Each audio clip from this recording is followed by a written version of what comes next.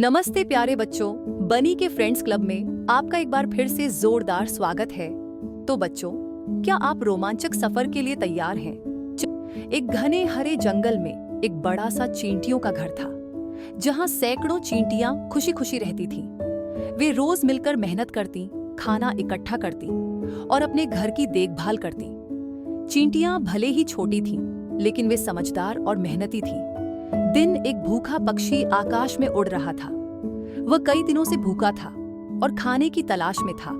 जब उसने छोटी छोटी चींटियों को एक कतार में चलते हुए देखा तो उसने सोचा, वाह, ये चींटियां हो तो मेरा स्वादिष्ट भोजन बन सकती हैं। वह झटपट नीचे आया और अपनी चोंच से चींटियों को पकड़ने की कोशिश करने लगा।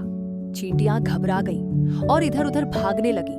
तभी उनकी समझदार और बुजुर्ग नेता चींटी जोर से बोली, डरो मत, हम छोटे हैं, लेकिन अगर हम साथ रहें तो हम बहुत मजबूत हैं। चींटियों ने तुरंत एक योजना बनाई। कुछ चींटियां पक्षी के पैरों पर चढ़ गईं, जबकि कुछ उसकी टांगों पर रेंगने लगी। जैसे ही नेता चींटी ने इशारा किया, सभी चींटियों ने एक साथ पक्षी को काट लिया।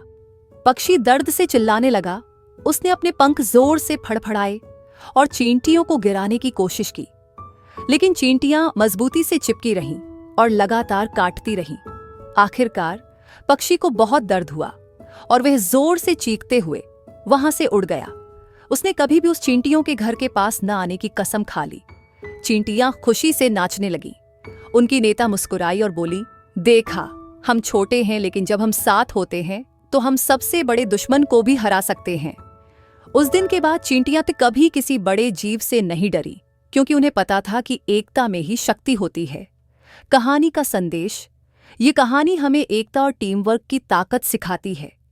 चाहे हम छोटे हों या बड़े, अगर हम मिलकर काम करें तो किसी भी मुश्किल का सामना कर सकते हैं। जब चींटियां अकेली थीं तो वे डर गईं, लेकिन जब उन्होंने एकजुट होकर पक्षी का मुकाबला किया तो उन्होंने उसे भगा दिया। अगर आपको यह कहानी पसंद आई हो तो लाइक, शेयर और सब्सक्राइब करना न भूलें, ताकि आप हमारी और भी मजेदार कहानियों का आनंद ले सकें।